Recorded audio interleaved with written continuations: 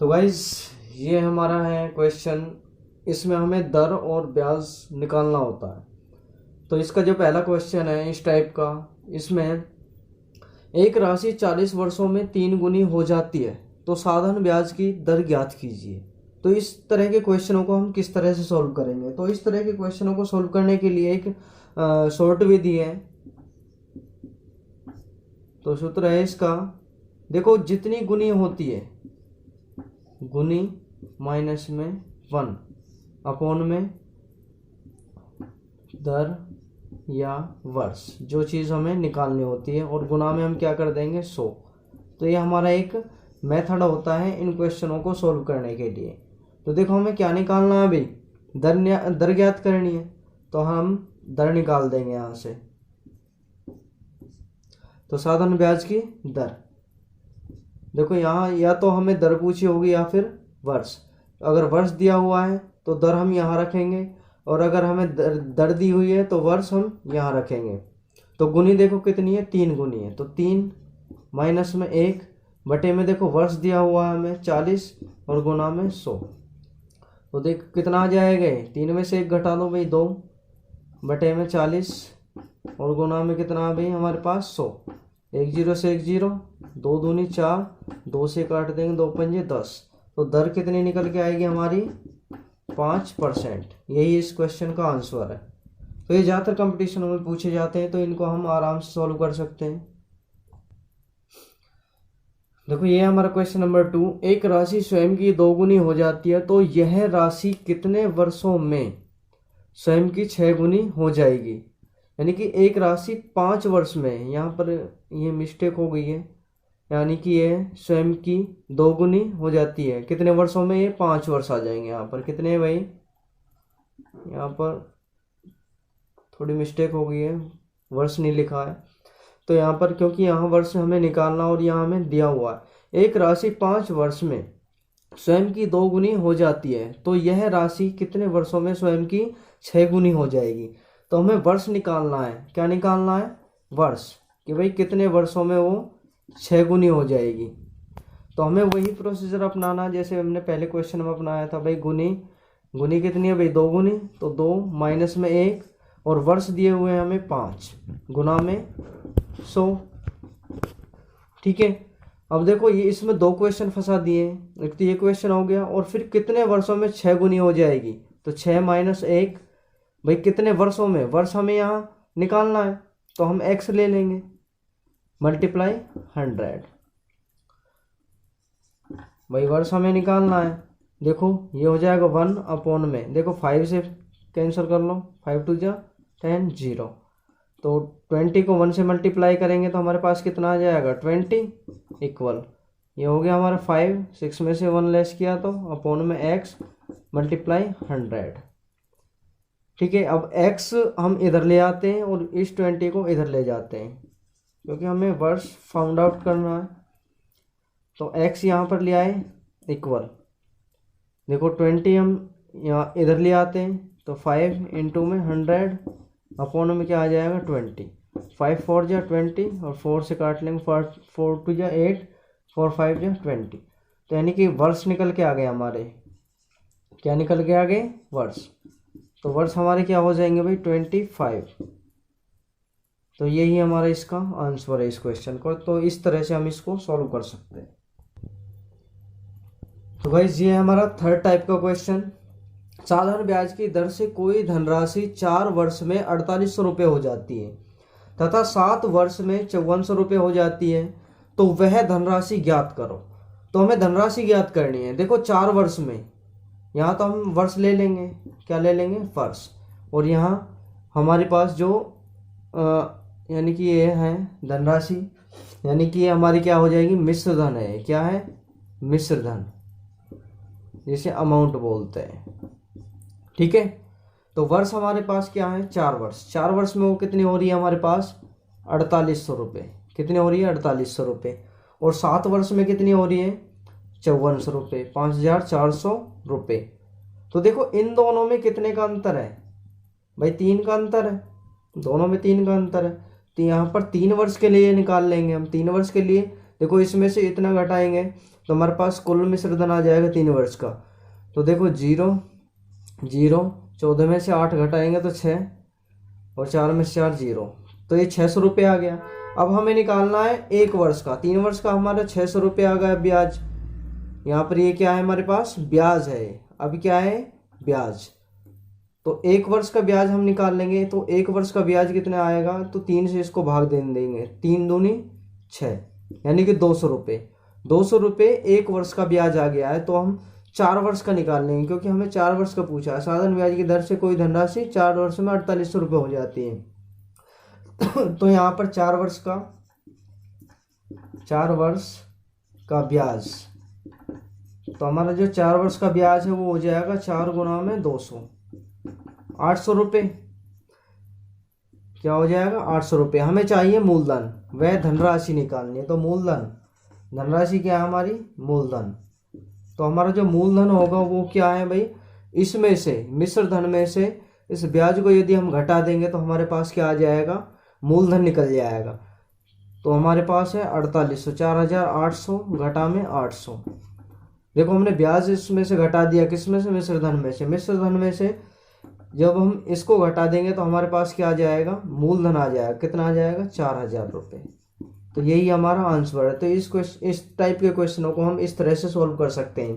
पहले उनका अंतर देखो कितने वर्ष का है, फिर उस अंतर को निकालने के बाद फिर हम 1 वर्ष का ब्याज निकालेंगे। 1 वर्ष का ब्याज निकलने के बाद जो हमें यहाँ पहला वर्ष पूछा है उससे उसको मल्टीप्लाई कर देंगे तो हमारा टोटल ब्याज आ जाएगा। उस ब्याज को हम इस मिश्र धन में से घटा देंगे तो हमारे पास मूलधन निकल के आ जाएगा। ये हमारा थर्ड टाइप का क्वेश्चन। साधारण ब्याज की दर से कोई धनराशि 5 वर्ष में 6500 रुपये हो जाती है तथा 9 वर्ष में 7700 रुपये हो जाती है, तो वह धनराशि वह दर ज्ञात करनी है। तो यहाँ पर हमें धनराशि भी ज्ञात करनी है और दर भी ज्ञात करनी है। तो पहले हम धनराशि निकाल लेते हैं, फिर हम धनराशि यानी कि मूलधन आ जाएगा, तो मूलधन के बाद हम दर निकाल सकते हैं, क्योंकि यहाँ पर वर्ष और हमें मूलधन दिया है। ठीक है, तो समय और मूलधन अगर हमें दिया है तो हम दर निकाल सकते हैं आराम से। तो देखो कैसे निकालेंगे, देखो यहाँ पर 5 वर्ष का जो हमें मिश्र धन है वो कितना है, 6500 रुपये। कितना है, 6500 रुपये।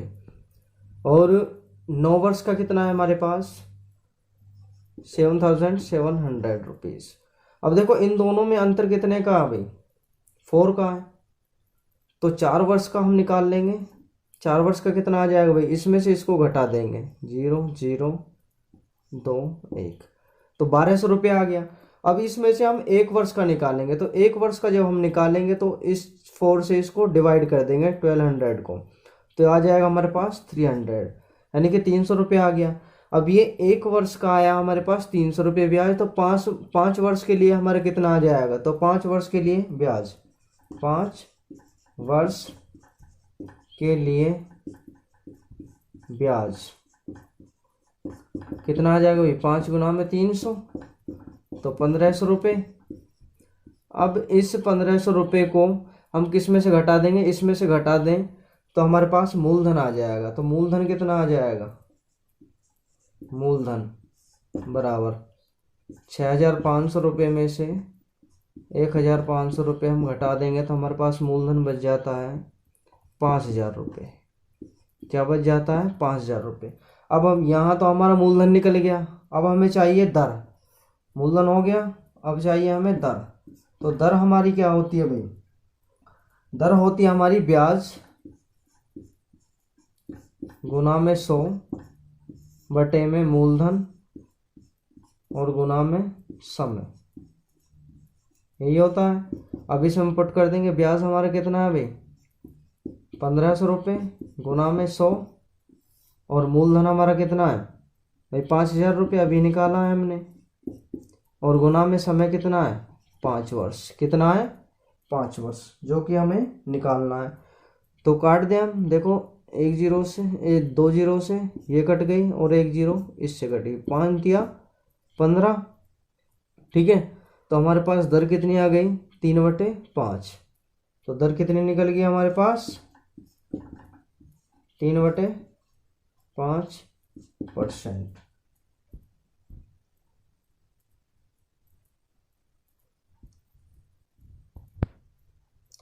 देखो अभी ये कंप्लीट नहीं कटी है, हमने गलत निकाल दी 3/5। देखो 5 या 15 और ये 0 भी बची है हमारे पास, और 5 से ये काट देंगे, 5 6 30। तो हमारे पास जो टोटल जो दर बची है रेट, वो होती है हमारी 6%। यही हमारा आंसर है। तो इस प्रकार हम इसको काट सकते हैं। तो दोस्तों काटने में यहाँ पर जैसे मैंने मिस्टेक की है तो वो मिस्टेक मत करना, क्योंकि ये ध्यान से ही हमें काटना होता है। अगर हमने थोड़ा बहुत भी ऊक चूक कर दिया तो हम क्वेश्चन का आंसर गलत यहाँ पर शो करा देंगे, दिखा देंगे। तो इसलिए हमें गलत नहीं करना है, सही करना है। तो इस तरह से ये थर्ड टाइप का क्वेश्चन है, इसको हम सॉल्व कर सकते हैं। अब हमारे पास क्वेश्चन नंबर 5, यानी कि ये इस टाइप का फिफ्थ क्वेश्चन है। यदि 5,000 रुपये की राशि 2 वर्ष के लिए तथा 3,000 रुपये की राशि 4 वर्ष के लिए एक समान दर पर उधार दी गई है, यदि दोनों से प्राप्त कुल ब्याज हमें 2200 रुपये हो तो ब्याज की दर होगी। तो हमें ब्याज की दर निकालनी है। देखो हमें यहाँ मूलधन 2 दिए हुए हैं और वर्ष दिया हुआ है, लेकिन हमें दर नहीं दी हुई है। दो दर हमें निकालनी जो कि सेम है, एक समान दर पे दी गई है। तो इसको हम कैसे सॉल्व करेंगे? देखो हमारे क्या होता है भाई, मूलधन गुना में समय गुना में दर बटे में 100 होता है। यही हमारा फॉर्मूला भाई साधारण ब्याज निकालने का। क्या निकालने का? साधारण ब्याज। भाई साधारण ब्याज हम कैसे निकालते हैं? मूलधन गुना में दर गुना में समय, और प्लस में देखो मूलधन दूसरा गुना में समय और गुना में दर बटे में 100। अब इनका जो टोटल है वो हमें दिया हुआ है, यानी कि कुल ब्याज इनसे कितना मिलना है, ये मिलना है। तो हमें ब्याज यहाँ पर दिया हुआ है और हमें दर निकालनी है। क्या निकालनी है यहाँ पर? दर। तो ब्याज हमें कितना दिया हुआ है? 2200 रुपये। कितना दिया हुआ है? 2200 रुपये। और यहाँ पहला मूलधन कितना है? 5000 रुपये। गुना में समय कितना है भाई? 2। और दर हमें दी नहीं है, तो दर हम x ले लें। यहाँ पर क्या ले लें? x अपॉन में 100 प्लस भाई दूसरा मूलधन कितना है हमारा? 3000 रुपये। गुना में समय कितना है? 2 वर्ष ही है, वो यहाँ पर है 4 वर्ष। समय कितना है? 4 वर्ष। और दर हमारे पास नहीं है, तो दर हमारी एक समान है, तो इसलिए हम दोनों x ही लेंगे और बटे में 100। अब इनका एलसीएम ले लेंगे। देखो ये कितना है? 2200 तो है ही हमारे पास। इन दोनों का जब हम एलसीएम लेंगे तो दोनों का सेम है 100। अब इन दोनों को ऐड कर देते हैं। देखो इसको इससे गुना करेंगे तो 2 पंजे 10, कितना आ जाएगा भाई? 10,000 x प्लस में इसको इससे मल्टीप्लाई करेंगे तो 12,000 x। तो इसको इससे मल्टीप्लाई कर देते हैं। 2200 तो है ही हमारे पास, ये यहाँ डिवाइड में है तो यहाँ मल्टीप्लाई में चला जाएगा। इक्वल क्या बचा भाई हमारे पास?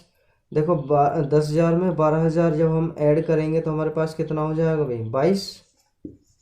22,000 x। 22,000 x हो गया। अब इस 22,000 x को इधर ले आते हैं, क्योंकि यहाँ ये मल्टीप्लाई में है तो इधर किस में चला जाएगा? डिवाइड में चला जाएगा। अपॉन में 22,000 इक्वल क्या बचा हमारे पास? x। देखो इन जीरो से 2 जीरो से 2 जीरो कैंसिल, एक इस जीरो से, और 22 से काट देते हैं। 22 दान के 220। तो x इक्वल हमारा कितना निकल गया? 10%। अब हमें दर ही निकालनी है, ब्याज की दर ज्ञात करनी है। तो हमारी दर कितनी आ गई?